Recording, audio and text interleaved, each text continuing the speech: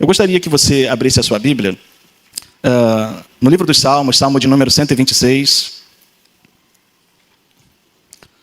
A versão de Bíblia que eu trago essa noite, muito obrigado, é a nova versão transformadora, a famosa NVT. Então é uma Bíblia que tem uma linguagem mais fluida, mais fácil, mais dinâmica. Eu faço isso a fim de facilitar aqueles irmãos que têm um pouco menos de conhecimento das Escrituras no entendimento da leitura. Existe uma tradução muito querida por todos nós, que é Almeida, Revista e Corrigida, mas é uma tradução que em algumas palavras nós ficamos assim a ver navios, não entendemos. Então tenho feito uso de uma tradução mais moderna para facilitar o entendimento. Parabenizo vocês mais uma vez por esse jubileu de prata. São 25 anos de luta, 25 anos de vitória, e que venham mais 25 se o Senhor Jesus não voltar. Mais 25 anos de lutas e 25 anos de vitórias, para a glória do nome do Senhor Jesus. Livro dos Salmos, Salmo de número 126, versículo 1, está escrito assim: Quando o Senhor trouxe os exilados de volta a Sião, foi como um sonho. Nossa boca se encheu de riso e cantamos de alegria. As outras nações disseram: o Senhor fez coisas grandiosas por eles. Sim, o Senhor fez coisas grandiosas por nós. Que alegria! Restaura, Senhor, nossa situação, como os riachos revigoram o deserto. Os que semeiam com lágrimas colherão com gritos de alegria. Choram enquanto lançam as sementes, mas cantam quando voltam com a colheita. Amém? Você pode se assentar.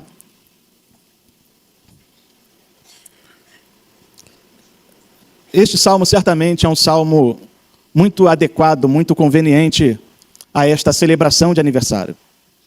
Este salmo é uma canção, é uma poesia do Inário de Israel. O Saltério de Israel está dentro da nossa Bíblia. Nós temos o nosso Inário, e este é o Inário de Israel.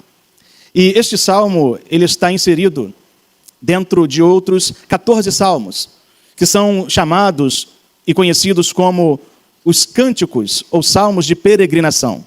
Também são chamados e conhecidos como os cânticos de subida ou cânticos dos peregrinos. A depender da Bíblia que você tem em mãos, assim está no subtítulo que encabeça o capítulo. E por que está assim?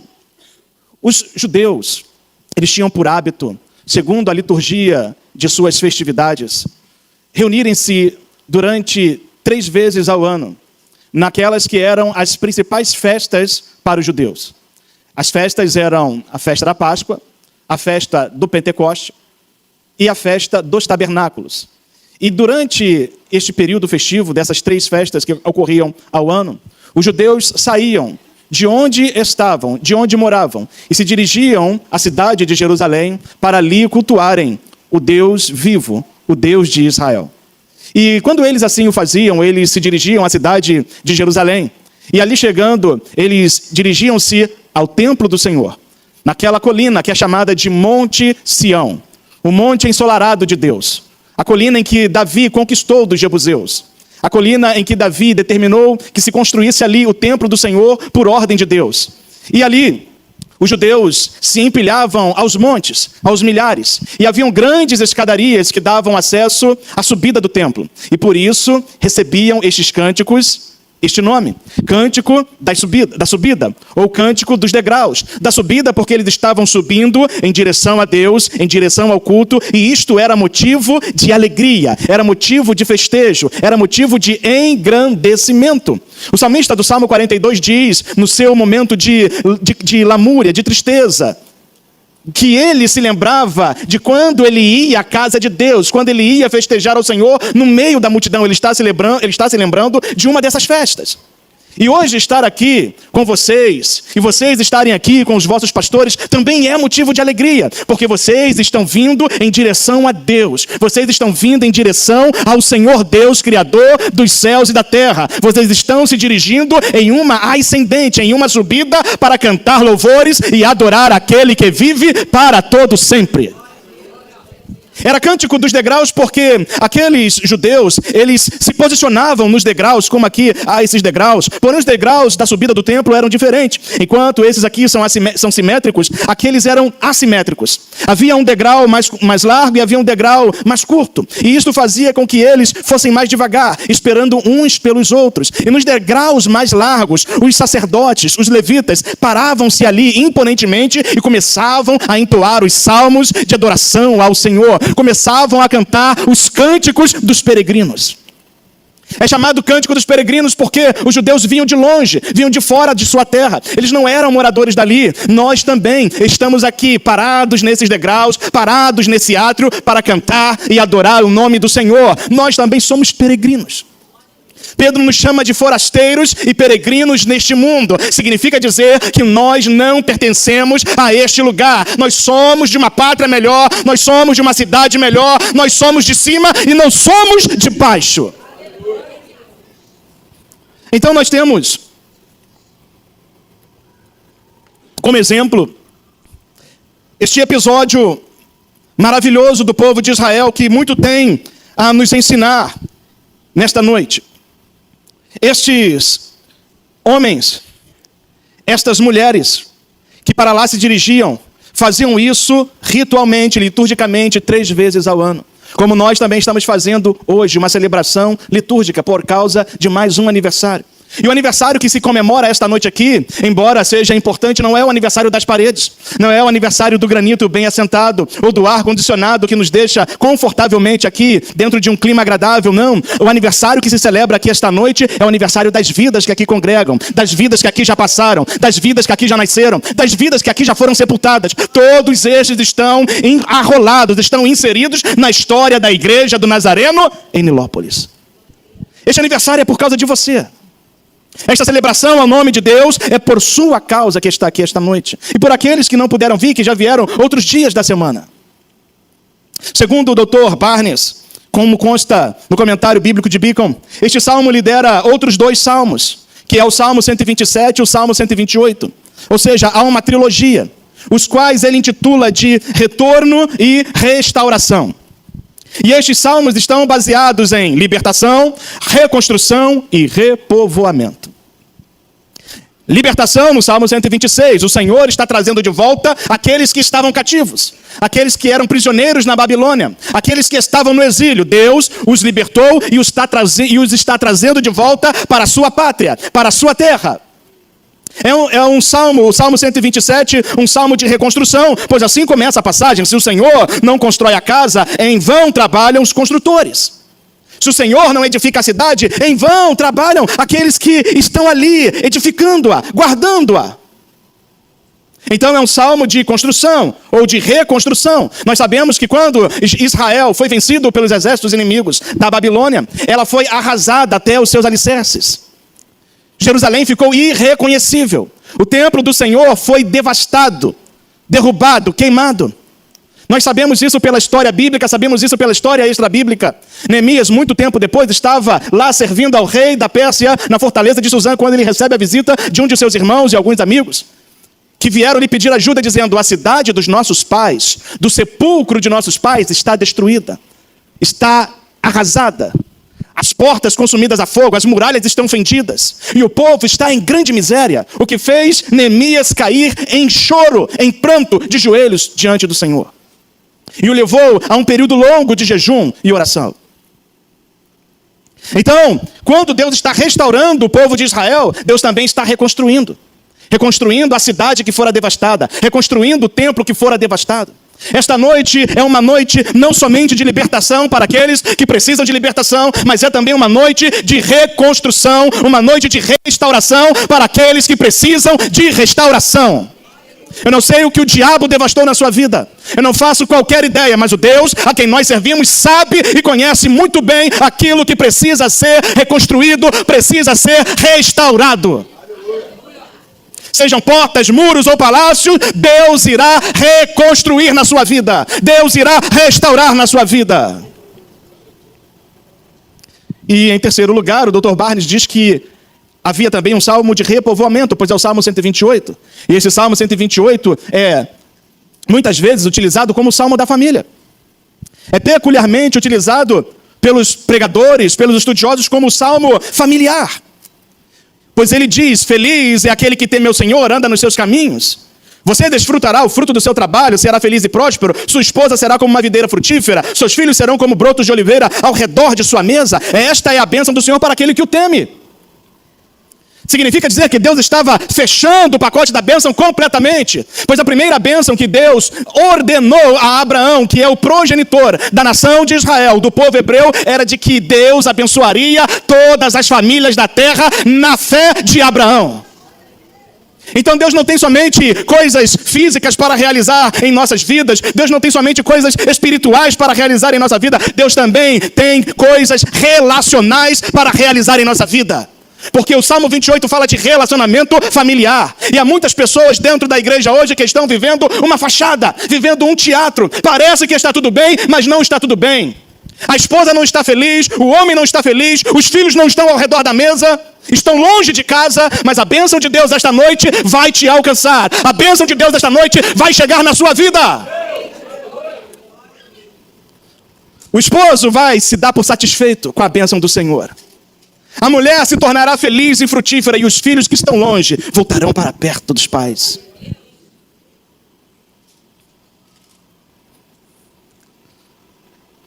Essa história deste salmo começa com a queda de Jerusalém.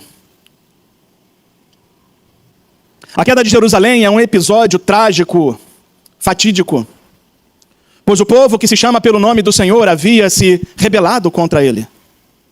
O povo que se chamava pelo nome do Senhor estava afundado em delitos e pecados, em imoralidades, em feitiçaria, em idolatrias.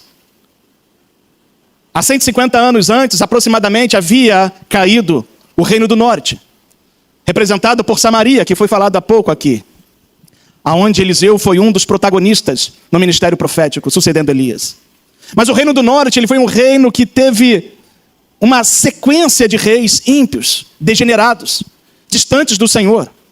Deus não queria perder aquelas 10 tribos que estavam no norte, enviou-lhes profetas noite e dia e noite, avisando para que eles se arrependessem dos seus maus caminhos e voltassem para o Senhor. O que aconteceu foi que eles não deram ouvidos à voz do Senhor. Então Deus levantou-lhes o rei da Assíria, e o rei da Assíria devastou com o reino do norte, e levou ao exílio, ao cativeiro da Assíria e regiões circunvizinhas as 10 tribos. Fazendo com que as tribos se perdessem por um tempo, misturando os judeus com os gentios pagãos daquela época, da qual nasceu os samaritanos. Esta queda do Reino do Norte não serviu de sinal, não serviu de advertência para o Reino do Sul, Judá. Então Judá, 150 anos depois, vai incorrer nos mesmos pecados e crimes diante de Deus, a semelhança do Reino do Sul, do Reino do Norte. E quando isso acontece, e isso está registrado em 2º livro das Crônicas de Israel, capítulo 36, versículos 2 a 23. Quando isto acontece, Deus entrega o Reino do Sul, Judá, nas mãos de um outro rei ímpio, o rei da Babilônia, liderado por Nabucodonosor. Os 4 últimos reis do Reino do Sul de Judá chamam-se Joacás, Joaquim, que tivera outro nome, Eliaquim, Joaquim e Zedequias. Esses 4 últimos reis, eles transicionaram o período final do reino de Judá. Por um espaço de aproximadamente 30 anos, 4 reis passaram pelo trono de Judá, pelo trono que foi prometido a Davi e a sua descendência. O último rei, chamado Zedequias, tornou-se ainda mais rebelde contra o Senhor. E ele desprezou a palavra de Deus, desprezou as palavras de Jeremias. Ele chegou a queimar as palavras de Deus no fogo. Tamanho era o seu desprezo. Então Deus entregou a Zedequias e todo o seu reino na mão de Babilônia. A investida dos babilônios começou por volta do ano 610, 615. Eles começaram a sitiar Jerusalém. E por um espaço de quase 30 anos, os judeus foram sendo deportados. Houve uma primeira deportação, depois houve uma segunda deportação e uma terceira deportação, que foi justamente com a queda total de Jerusalém. Nesta primeira deportação, nós temos a história de Daniel, seus 3 melhores amigos, e outros filhos de nobres do Principado de Judá. Na segunda deportação, nós temos a ida de Ezequiel, e na terceira e última deportação, mais cativos. Isso vai acontecer precisamente no ano de 596, 597 a.C. Jerusalém vai ficar arrasada, sem povo. O pouco povo que lá vai restar vai morrer de fome, de peste, de praga, de feras.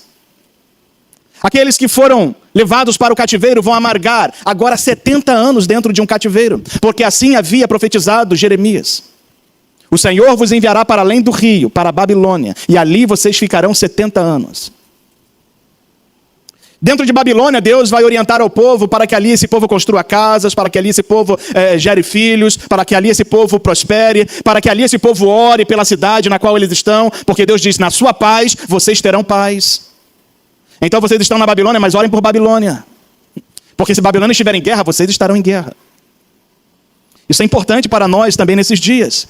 A importância de nós orarmos aonde nós moramos, aonde nós vivemos, porque na paz deste lugar, nós teremos paz. Mas parece um pouco difícil. O Rio de Janeiro, os bairros do Rio de Janeiro, as cidades do Rio de Janeiro estão difíceis.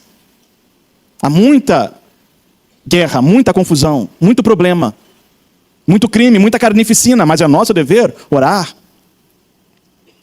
Esses judeus que lá estão no cativeiro recebem promessas de avivamento.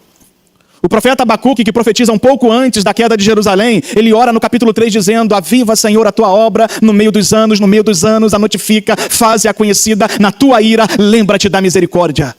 A oração de Abacuque era para que Deus avivasse o povo no meio do cativeiro. Era para que Deus avivasse o povo no meio da provação, no meio da tribulação.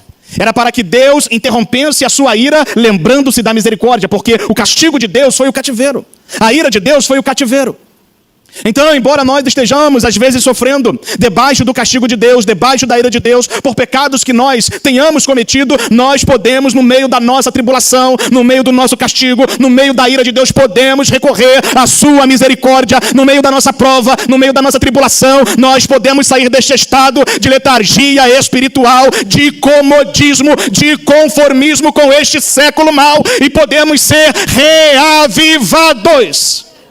E tornar a fazer a obra de Deus conhecida entre os povos. Então o que nós precisamos neste presente momento, nesta geração, neste ano, neste dia, nesta hora, o que nós precisamos é de reavivamento. Nós precisamos do sopro divino que levanta um exército de homens do meio de resto de ossos. Não precisamos de muito dinheiro, é verdade. Não precisamos de muita fama, é verdade. Não precisamos de muito luxo, é verdade. Nós precisamos do poder de Deus. Nós precisamos da vida de Deus. Precisamos da unção e da autoridade do Espírito de Deus. Quando Deus perguntou a Ezequiel, poderão reviver estes ossos? Aqueles ossos eram toda a casa de Israel, que estavam espalhados naquele grande cemitério, naquele grande vale que era a Babilônia. Ele disse, Senhor, eu não sei, tu sabes. Deus disse a ele, profetiza aos ossos. Profetiza no meio do vale. Dize aos ossos secos, ouvi a palavra do Senhor. Eu te convido esta noite a se levantar no meio deste vale, no meio desta tribulação, debaixo da autoridade do Espírito Santo e profetizar sobre esses ossos que estão espalhados, sobre esta miséria, sobre esta derrota, para que haja uma revolução na sua vida. A Bíblia diz que Ezequiel, cheio do Espírito Santo, profetizou como se lhe deu ordem. Escute o que eu estou lhe dizendo, é como Deus dá ordem. Não é esta conversa mole que está acontecendo nos meios pentecostais e neopentecostais, não. Deixa eu profetizar na sua vida, deixa eu ser profeta na sua vida. Isto é conversa mole, é história da carochinha. Nós profetizamos debaixo da ordenança divina. Se Deus mandou falar, nós falamos. Se Ele não mandou, nós calamos. E assim, nós seguimos em frente com o Senhor. Este povo estava cativo já há muitos anos. E eles sofriam zombaria. Eles eram escarnecidos. O Salmo de número 137 retrata isso perfeitamente. Quando eles compõem um novo hino. É um hino de adoração a Deus, mas é um hino que possui lamento. E neste hino que possui lamento, eles dizem, junto aos rios da Babilônia, sentamos e choramos. Ao nos lembrarmos de Sião, pusemos de lado as nossas harpas e as penduramos nos galhos dos salgueiros. Os que nos levaram cativos queriam que cantássemos. Nossos opressores exigiam uma canção alegre. Cantem para nós uma das canções de Sião. Você já viu um judeu cantando a Deus? Como eles são efusivos. Como eles celebram com alegria. Mesmo sem instrumentos. Eles dançam. Eles, fazem roda. Eles cantam. Eles são alegres. Eles se mexem. Eles são, animados. Mas eles respondiam para os seus opressores: como poderemos cantar as canções do Senhor, estando em terra estrangeira? Como poderemos entoar hinos a Deus enquanto nós somos prisioneiros, escravos? Enquanto não estamos vivendo aquilo que Deus nos fez para viver? Talvez seja essa a situação de alguns aqui esta noite. Sem alegria para cantar. Sem alegria para meditar, para ler as Escrituras. Sem alegria para orar. Você não está vivendo aquilo que Deus fez você para viver. Você não está vivendo o projeto de Deus, o propósito de Deus. Alguma coisa deu errado no meio do caminho. Mas esta noite não é uma noite somente para lembrar-lhe do que você fez.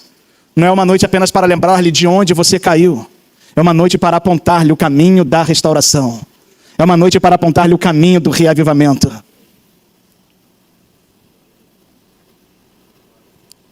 Jeremias profetizou no capítulo 25 que depois de passados 70 anos, Deus os traria de volta à terra de Jerusalém, a terra de Israel. O que Deus cumpriu precisamente no ano de 536 a.C. Belsazar estava dando o seu baile, a sua grande festa, exibindo-se opulentamente, mediocremente, soberbamente, abusando dos utensílios do Senhor, deitando vinho consagrado aos ídolos nos utensílios sagrados do templo. No meio da orgia, no meio, da carnificina, da imoralidade. Ele se gloriava de estar ali, humilhando a Deus, naqueles vasos que haviam sido santificados para o uso do Senhor, no templo do Senhor. Ao que apareceu uma pequena mão escrevendo na parede: Mené, Mené, Tekel, Parsim. A Bíblia diz que quando ele ouviu aquela mão escrevendo na parede, os seus lombos tremeram, relaxaram, suas pernas tremeram, seus joelhos ficaram vacilantes, a cor dele saiu, o seu espírito subiu de si, fugiu dele. Ele ficou atônito e perplexo. Mandou chamar os homens mais sábios do reino para interpretarem aquela escritura, e ninguém pôde dar aquela interpretação. Então alguém disse: no tempo do seu pai havia um homem por nome Daniel, cujo nome é Beltesazar. Esse homem, ele é capaz de dar a interpretação, porque nos dias de teu pai, ele interpretou os sonhos do seu pai. E assim como ele interpretou, assim sucedeu. E ele disse: mandem trazer a este Daniel. E Daniel já era bem velho. Provavelmente Daniel tinha entre 85 e 90 anos de idade. E vem Daniel, velhinho, e entra dentro daquela recâmara do rei, onde ele estava dando festa para os mil mais poderosos do seu reino.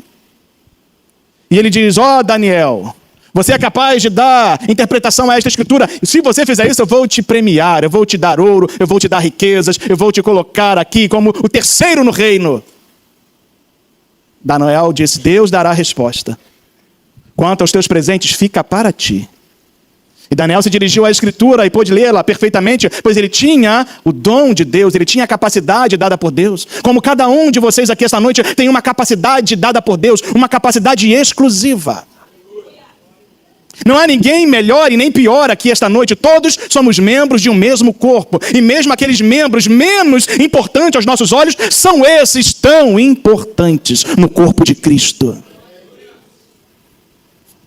Daniel interpretou a escritura, e a Bíblia diz que quando ele terminou de falar, pesado foste na balança, fostes achado em falta, e o teu reino Deus dividiu, entregando aos medos e aos persas. Naquela mesma noite, o rei Ciro, através de seu subalterno Dário, invadiu a Babilônia, e ali caiu Babilônia. Poucos dias depois, meses depois, o grande rei Ciro foi colocado diante da escritura do profeta Isaías. O profeta Isaías, que havia vivido cerca de 120 anos antes deste grande acontecimento, havia profetizado no seu livro, que para nós hoje é o capítulo 45, assim diz o Senhor, a meu servo, a Ciro. Ciro é meu pastor e fará tudo o que me apraz. Que coisa extraordinária. Ciro, quando foi colocado frente a frente com a Escritura, ele ficou impactado. Ele ficou admirado como um homem pôde predizer o que ele faria. Como um homem pôde predizer o seu nome, o que ele faria no seu reino. E ele então dá cartas para que os judeus saiam de Babilônia e regressem à cidade de Jerusalém, cumprindo-se assim a profecia de Jeremias que dizia: depois de 70 anos vocês regressarão. Eu vim aqui esta noite para lhe dizer, pela palavra de Deus, que essa prova tem tempo de duração. Esse choro tem tempo de duração. Essa aflição tem tempo de duração. E Deus vai dar cabo dele hoje, ou esta semana, ou ainda este ano. Mas você vai encontrar a paz e a prosperidade de Deus. Vai encontrar a restauração de Deus para a sua vida. Quando você fizer o que os judeus fizeram. E o que eles fizeram? Jeremias capítulo 29, versículo 13. Eu sei que pensamentos tenho sobre vós, diz o Senhor. Eles estavam no cativeiro. Pensamentos de paz e não de mal, para vos dar o fim que esperais. E então passareis a orar a mim, e eu vos ouvirei, e mudarei a vossa sorte. Você pode adorar a Deus, você pode crer nessa palavra.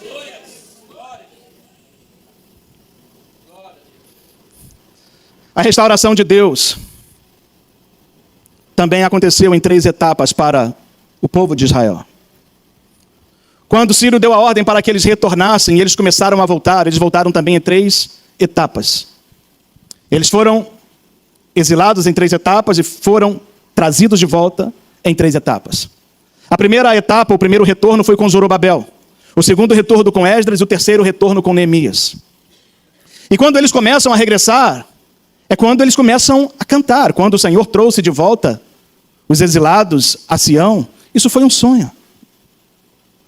Quando a prova passa, para nós, é como um sonho.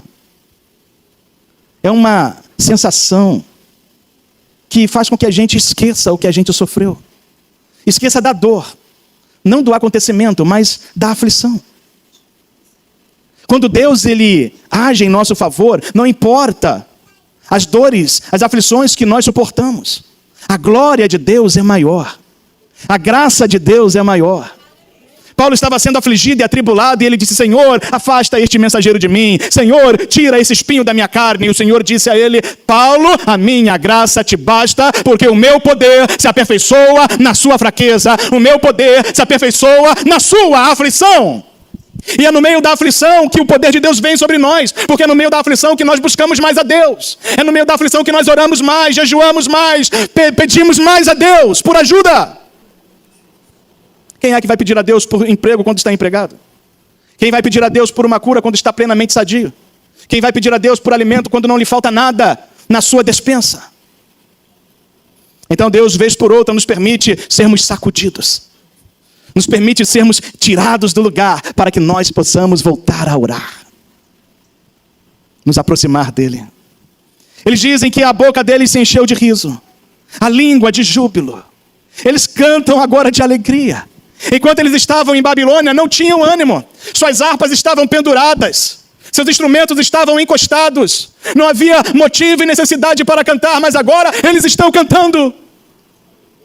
Há motivo para você cantar esta noite. Há motivo para você adorar esta noite. Porque Jesus já saiu em sua defesa.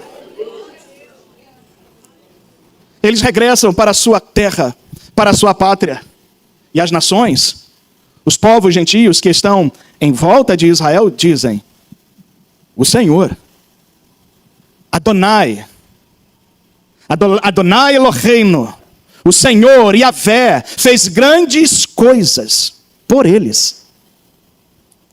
As coisas que Deus vai operar na sua vida, está operando na sua vida, são para que as pessoas que estão do lado de fora, que estão no entorno, que estão apenas nos observando, é para que eles vejam a glória de Deus, o agir de Deus, e que este agir não é pequeno, é grande, porque grande é o nosso Deus, grande é o Senhor. Como disse a irmã mais cedo, não há um pequeno testemunho. Todos são grandes.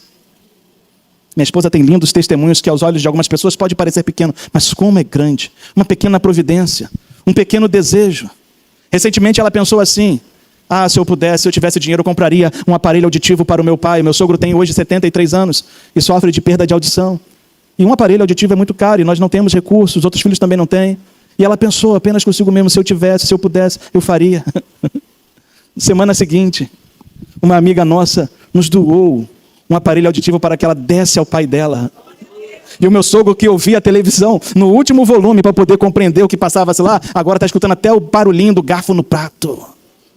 Porque grandes coisas fez o Senhor por nós, e por isso estamos alegres. Você pode dizer para alguém que está ao seu lado: grandes coisas fez o Senhor por mim, grandes coisas fez o Senhor por você. Ei, vamos nos alegrar, vamos exaltar, vamos adorar esse Deus Todo-Poderoso. Aleluia!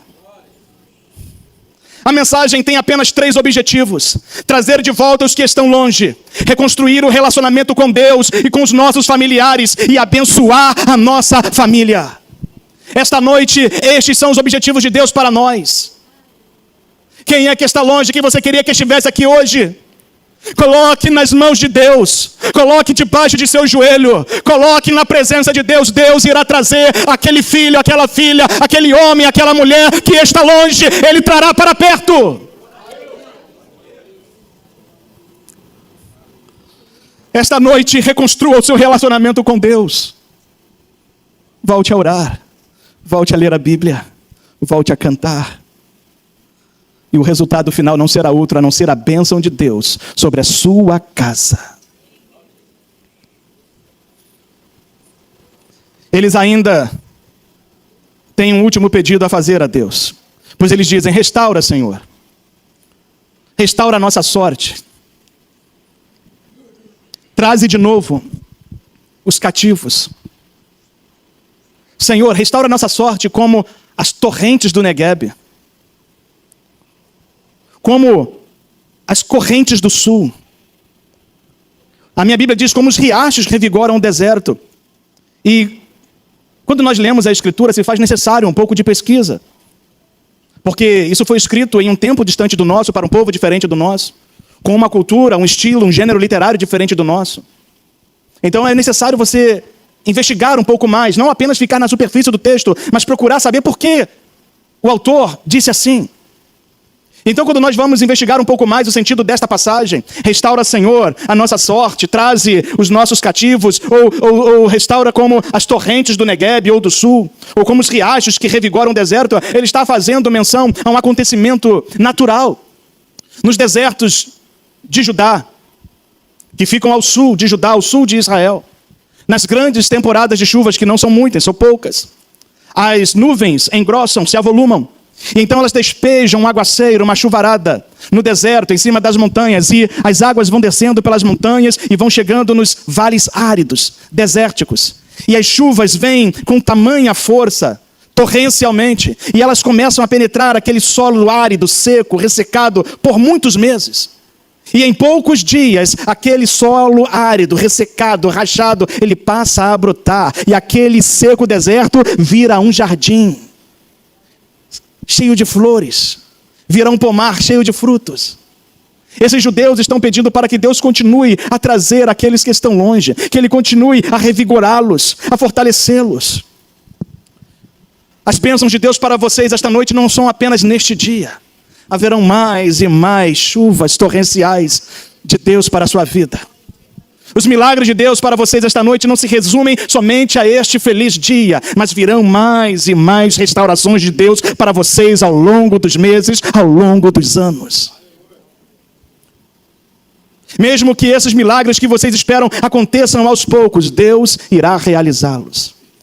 Por fim, o salmista diz: aquele que leva a preciosa semente, andando e chorando, aquele que carrega a semente, aquele que semeia com lágrimas, ele voltará, sem dúvidas, trazendo consigo os seus feixes, os seus molhos, com a sua colheita, cantando de alegria. Por que o salmista disse isso? E aqui eu encerro esta noite. Quando Ciro deu a ordem para eles retornarem para Jerusalém, o que eles tinham? Diga comigo: nada. Não tinham nada. Jerusalém estava devastada, conforme diz Neemias. O povo estava em grande miséria. Aqueles que estavam regressando do cativeiro tinham o que para oferecer? Eram escravos em Babilônia, não tinham nada. Então, Ciro, como um rei muito generoso, ele dá a esses cidadãos judeus que estão voltando para a sua pátria, para a sua terra, um punhado de sementes. Vocês sabem que o povo de Israel vivia da agropecuária. Ou seja, eles viviam daquilo que eles plantavam e daquilo que eles criavam. Criação não havia mais. O que eles poderiam ter mais rapidamente como subsistência de alimento era aquilo que eles viessem a plantar. Ciro dá a eles uma semente que eles chamam de preciosa semente. E eles regressam para Judá, trazendo uma preciosa semente em suas mãos, para que eles pudessem plantar. Certamente, nesses 25 anos que o pastor Hélio está à frente desta igreja, não foram anos fáceis, como alguns já aqui antecederam e anteciparam a fala. Certamente foram anos difíceis. Anos em que ele teve que segurar a preciosa semente e continuar semeando. O solo era árido. O terreno estava devastado, ruim, mas a preciosa semente está em sua mão. Ele está carregando e está semeando. Fique de pé, por favor.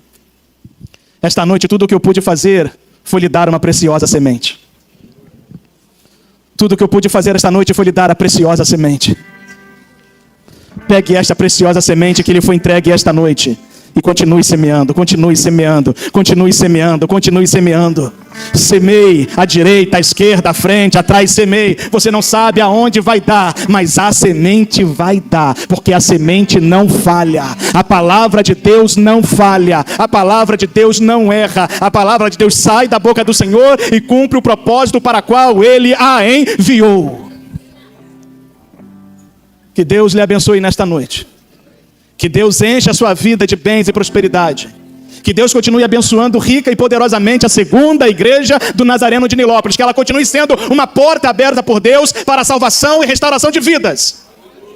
E você será esse irmão, esta irmã, que fará parte dessa linda história. Não mais chorando, mas carregando os resultados da sua obediência, da sua fé e da preciosa semente que você nunca vai abrir mão. Que Deus abençoe em nome de Jesus.